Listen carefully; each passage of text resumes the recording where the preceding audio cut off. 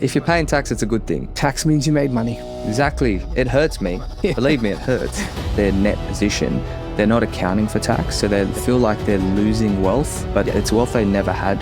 For a lot of investors that are a bit more experienced, they usually do face some sort of roadblock. Customers for us don't pay us to do the easy thing, they pay us to do the right thing. It's actually easy for brokers to do the other thing. We're not taking the easy route. The experienced investors have been doing this for so long, they just think that it's the natural next step. They don't even question why they're doing it. I know for a fact that this client spoke to many brokers, many buyers agencies, and the reason that they went with our team is because we're the only ones that... Welcome to the Property Nerds podcast, and in this particular episode, no guests in today. You're stuck with the three nerds, myself, Arjun from InvestorKit, Adrian, our lead strategist at InvestorKit, and then the man of the hour, Jack Foraker from Foraker Financial. We're jumping in on another finance specialized episode because property is a game of finance. In today's episode, we're jumping into the world of experienced investors. Many people think finance strategy is to do with the new investors just getting started, so they get started right. And they forget that there's experienced investors who go along the journey thinking they know everything, thinking they've got everything sorted, or thinking the opinion they first got was the right thing to do.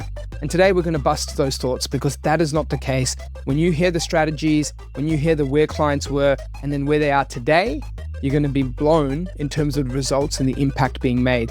Stay tuned right to the end of this episode though, because we actually go through three key scenarios and you won't want to miss the third one, which goes deep into something that looks so simple, but suddenly it's turned into an extra two properties where their current bank said no more.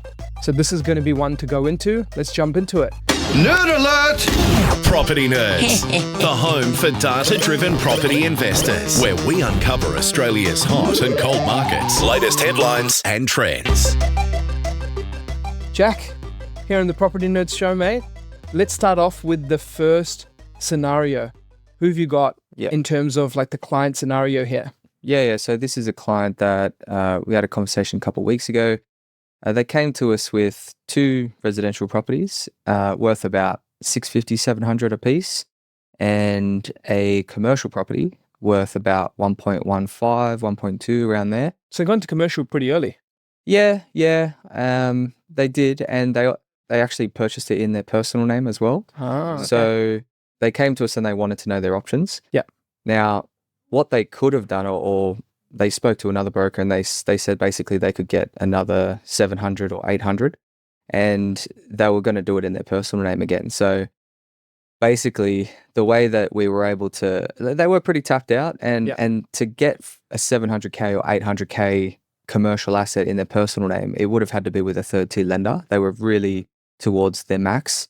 So, very rare as well for the right assets to sit at that price point too, right? We like to typically operate at that over 2 million for most deals. Sometimes a couple just under 2 hit the spot. Yeah. But you know what I mean? It's rare. Yeah. So basically if they were to go down that path, they would have just been digging themselves into a deeper hole of what they've already put themselves in. So, typically when you've got a property that you own in your personal name and you want to put it into a trust, a lot of the time, you might as well just sell it because it's, you're going to pay stamp duty and capital gains on the transfer of the ownership.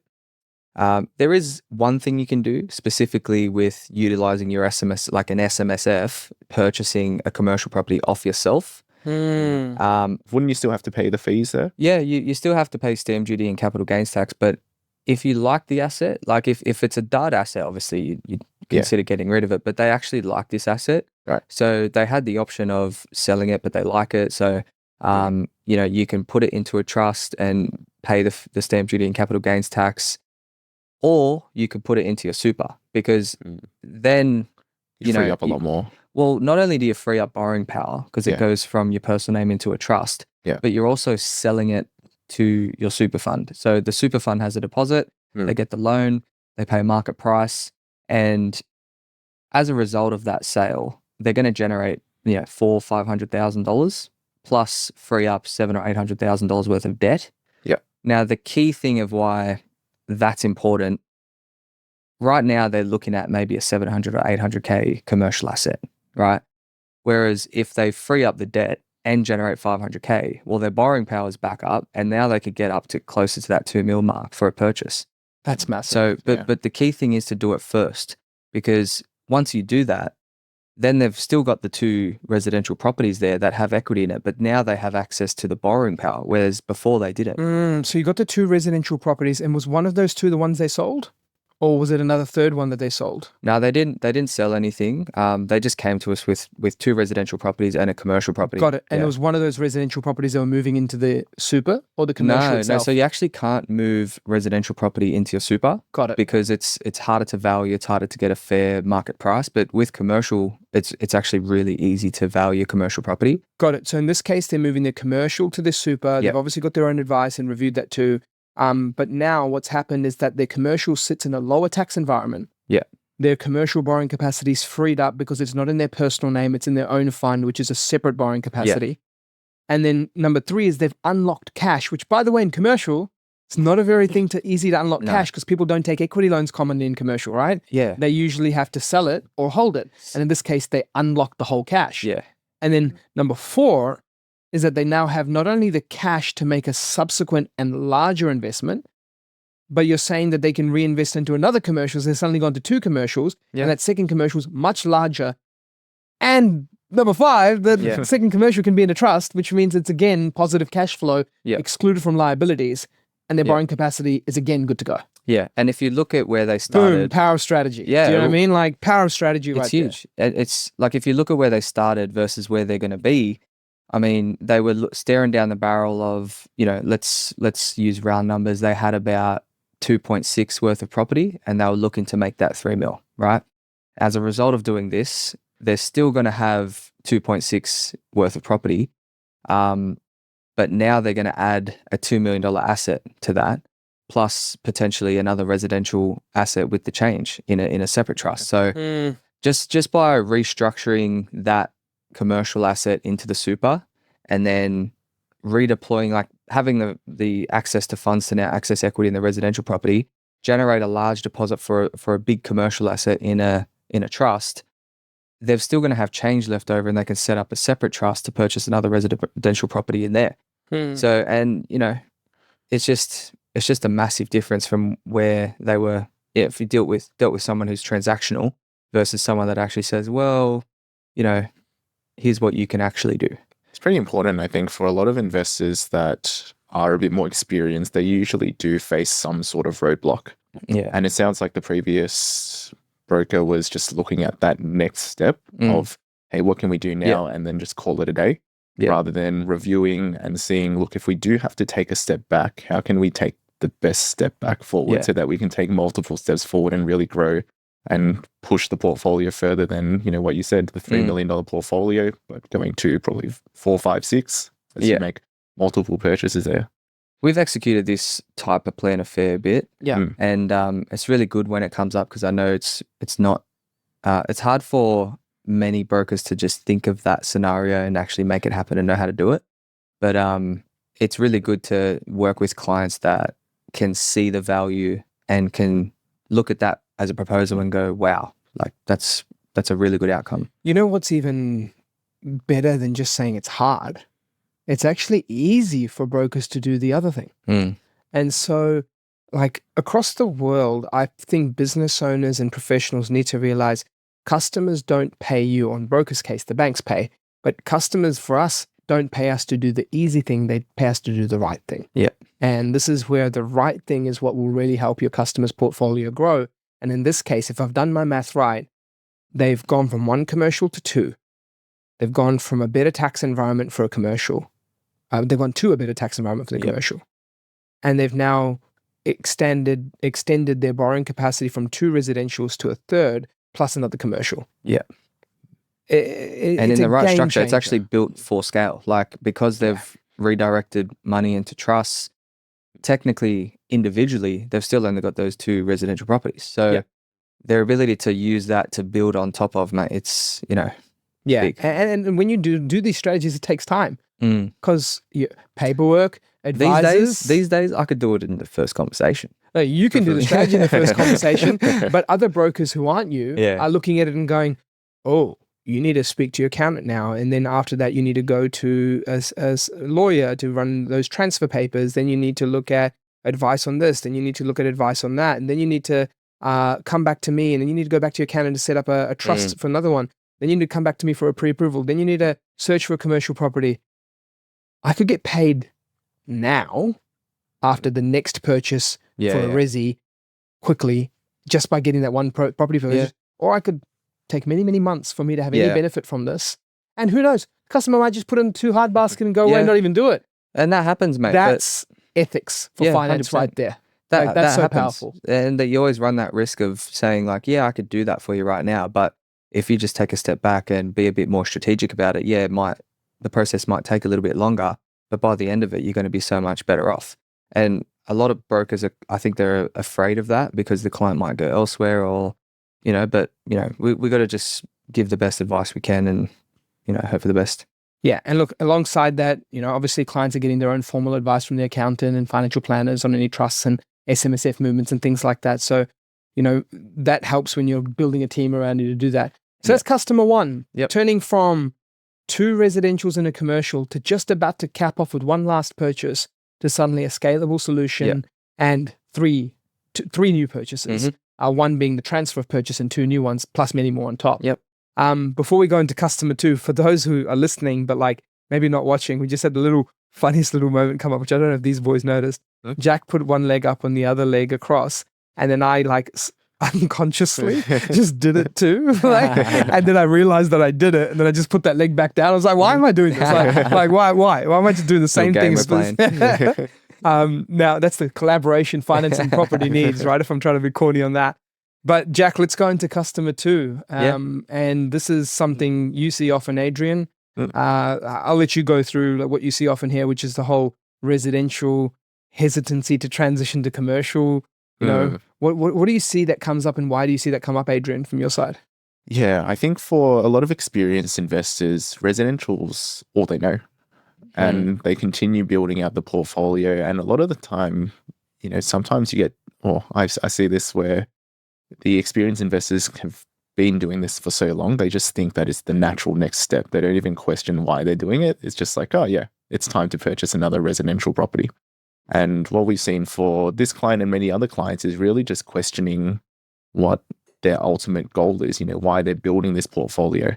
For a lot of clients, it is to have that passive income so that, they can retire, they can maybe go part-time, they can, have that passive income to spend with the kids or just not work so hard or not worry about money because they've got this additional passive income stream coming in. And it really is, challenging for some of these clients to mentally shift from, hey, I'm not building this portfolio for growth. I'm here to build a passive income to meet these lifestyle goals that they have. So that's what we had for this client. And it was an interesting one because it basically just took us a whole hour just to unpack it with him and to change his mindset of, actually, this is not what your portfolio needs. Your portfolio needs to shift to passive income. And, you're getting, in the most, maybe a little bit brutal, but you're getting to that age where you need that passive income and this is right for you. Yeah. And this is another scenario as well that we're about to go through where we're not taking the easy route. The easy route could have been you complete an agreement with us, you're on board for a residential purchase, we go and get that done and we move on and we'll come back again when you're ready. But we had to go through restructure, sales, finance review, new capacity review, entities set up and review, and then get going. Months, time, complexity, time on the session, time afterwards on the delay, time with other professionals, time explaining strategy to other professionals, and then also working on something where we could have maybe done many more residential purchases. Again, it's more transactions for us, more money for us, right? But it's like different assets, different structure, different things like that. And so I just want to highlight that as well. Like, I'm super proud of that. I'm both personally, but of the team. Like, just of the team, I'm so proud that like the values across the whole team, our teams together, just being able to go, we're going to take the right approach. Enjoying the show? At 4Acre Financial, we believe property is a game of finance, and we're here to help you win it. Whether you're still building a portfolio or looking to formulate your exit strategy, our tailored mortgage strategies are designed to simplify your journey and supercharge your confidence. Are you ready to take the next step? Visit 4acrefinancial.com.au and book a free strategy session with us today. Let's make property investing less stressful and a whole lot more rewarding. Jack, coming to you, mate. When it comes to the finance now, why did this work? How does it make a difference to this customer? Yeah, so this was a typical client that we always get, where they have such a large residential portfolio and they just can't come to terms with selling assets to enter into commercial. I think because when they're looking at their net position, they're not accounting for tax, so they feel like they're losing wealth, but it's wealth they never had. Like if you look at what your assets are worth and what the debt is worth, and they look at that and go, "Oh, I'm worth this much," I was like, well, you haven't taken out tax. Paper. Exactly. On paper. You haven't taken out tax. So I think when they go through that exercise of selling and they look at the tax, it's like really confronting. But yeah, and everything was in their personal name. And you ask them, when are you looking to retire? So I want to retire tomorrow. I literally do. Like a lot of people say that as a joke, but this client actually could do it. He actually could do it. So I'm like, so what's holding you back? Because it's actually staring you right in the face. Like a net position after tax, commercial assets, minimal debt, the cash flow is your goal cash flow. And then, because of the high cash flow nature of these assets and the fact that you'll have such a good equity position now, you can go back and invest in more residential properties, just for further growth and for fun. But right now you're kind of looking at, suboptimal lender options and roadblocks all the way. Whereas if you wanted to retire genuinely, you could do it. You could put this plan in action and you can do it. And I know for a fact that this client spoke to many brokers, many buyers agencies. And the reason that they went with our team is because we're the only ones that didn't look at it from a transactional point of view. We took a step back, said, what do you actually want? And this is the strategy that's going to get you there. It wasn't the easiest road. And we had to challenge a lot of his ideas. So the fact that he came back and saw the value and he's actually executing on it is, he's very grateful, and it was a good one. Well, it turned into an over $5 million commercial purchase, one that he didn't think that he would be getting to that type of purchase price ever before. Yeah. But he was able to get to that purchase with over $5 million in commercial, that too, a multi-year lease, major, company that's like a national plumbing company. And so from that perspective, when you get that type of industrial showroom, over $5 million in assets, and you asset price, and you get that quality of lease, everything like that, it changes the game not only on income and retirement goals, but also stability. Because with commercial property, he's actually seen the opposite. Him and his wife have looked at the portfolio and realized that let's get into commercial in the past. So it was also hard for them to come to it because they saw the bad side of commercial. They went into a commercial property with someone else, and a buyer's agent bought them something and it was vacant for almost 2 years. It was a lower price point, and they compromised on the purchase price because they wanted to retain their residential assets. That's right. That's so the key. They were literally almost going to either make the same mistake twice, or go to residential and not feel like it's the commercial mistake, but it's a strategic mistake. Yeah. And so this is an example of wealth building at the front end, younger age in life, is really powerful through residential, is really powerful through debt acquisition, paper wealth. But at some stage, if your goal is to live on it, it needs to turn into an income. And it doesn't turn into income from paper, it turns into income from real cash flow. Yeah. I think for a lot of those clients that get to that end goal and struggle to have that mindset shift into another strategy, it's because they weren't primed for it initially. It was never in that thinking process. No, it was never an option. It was like for them to think about paying hundreds of thousands of dollars of tax on the way out. Yeah. For them to just come to that and accept it, it's a lot if they weren't primed for it in the beginning. Tax means you made money. Exactly. Do you know what I mean? Tax means you made money. If you're paying tax, it's a good thing. Yeah, it hurts made me. Money. Believe me, it hurts.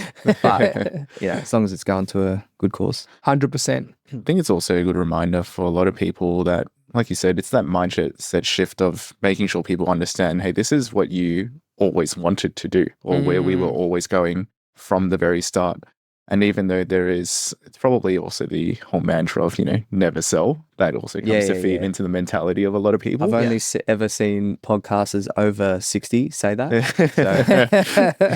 But it's true, right? Everyone says never sell, and that gets into your head. Whereas the reality is, once you've built up that equity, you've built up that portfolio, you do need to sell so that you can, in some sense, graduate to commercial assets and get to that goal. That's a really important point as well, Adrian, on the never sell part. Like, I've seen some sad stories on that. Like, I've seen, in my banking days, I was a branch manager in Marrickville.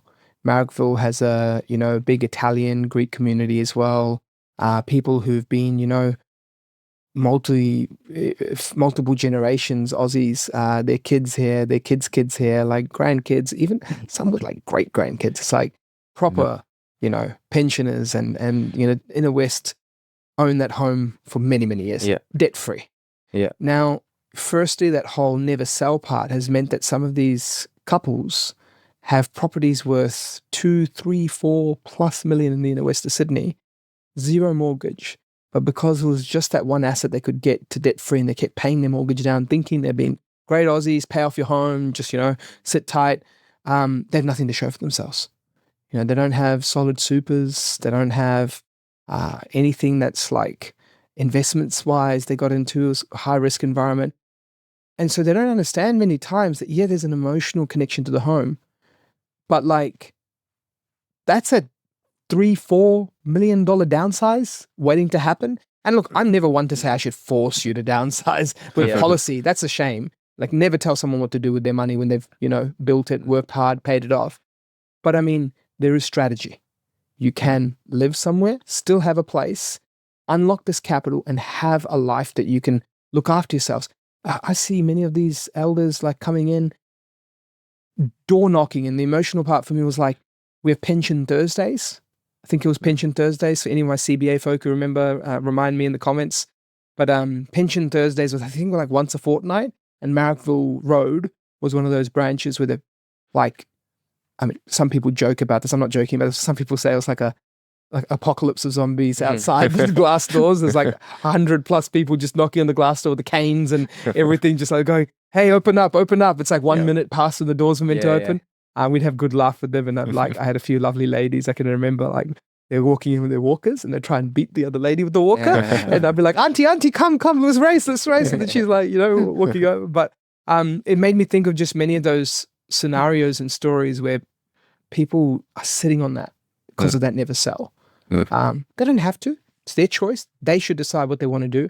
But if they knew the strategy that would just unlock tax-free wealth, in that case, tax-free, not like the tax scenario, but tax-free, they wouldn't be having pensions and things like that and relying on this little passbook stamp and every fortnight on a Thursday for a couple $100 and, get some of that tax back where, they worked so hard for. But I know that's another note, but just wanted to say, like, for anyone listening to this, is maybe this isn't a finance scenario for them. They don't need to really get any finance for that, but it's like just important to teach your family strategy, because even them, like the generation from before, my dad was under that opinion too, and similar things impact him on that part. So I just think like selling can be a big part of success in property, but it's about when to do it, when to transition, when to make it right time. But scenario number 3, this is a good friend of mine. And this particular scenario is a client where they're high income professionals, financial professionals, banking executives. See, they got it all figured out, surely, right? Bankers know everything, but they're humble. They wanted professional support. They wanted guidance. Banker walks into banker typically because the one company, staff benefits, you think like, hey, that's where I go. Yeah. And what do they say? You're stuck. Yeah. Borrowing capacity's done. And they built a really healthy portfolio. Queensland, New South Wales, South Australia, Victoria. They've got a lot of assets, like 3, 4, 5 properties. I think like 5th property now. So a lot of assets there. They're stuck. Good earning professionals, rent investors, and they want to add another couple properties. Yeah. And so could talk to us about this scenario. Yeah, so this is a classic example of when you kind of need to level up and move away from your banker just at the one bank. I think why they got to that position, like because usually when you see high income earners, typically they want to continue to grow, and the trust strategy really does allow them to continue pushing forward. So because they lacked that strategy in their first few purchases, they kind of buried themselves into that hole of, I'm stuck. So naturally, that's typically when they seek out a broker. And, obviously because we have access to a lot more lenders than just the one, we're able to get them much more lending and pivot into that trust structure and give them a bit more of a strategy on how to move forward beyond that. So not only did we do that, we also looked at SMSF as an option, which quite often is not available when you deal directly with the bank. And that's something not many people know. They think, oh, my bank doesn't do SMSF lending. I don't have enough. Yeah. I don't have enough in my super. But hold on, you're not needing to buy the whole property cash. There are banks out there that do self-managed super fund lending, and it's just not happening in your big four. So it's a thing that many people aren't aware of. So I'm glad you bring that up.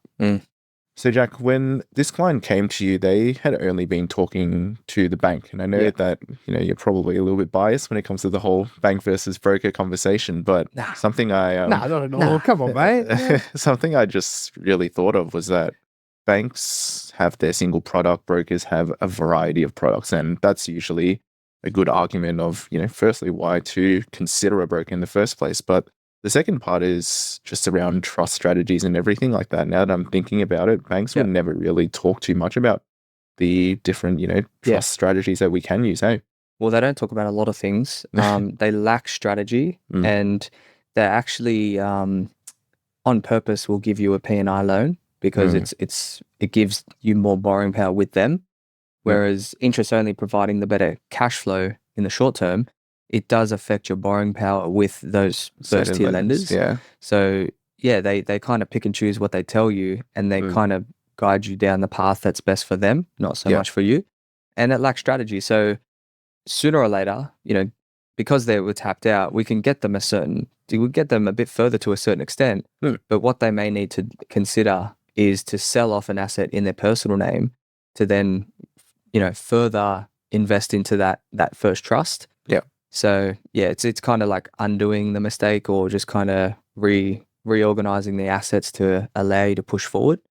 But we find that very common, that dealing directly with a bank, you definitely lack the strategy, and you kind of find yourself with all your properties cross securitized, everything, all your investment debts P&I, and it's unfortunate, but yeah.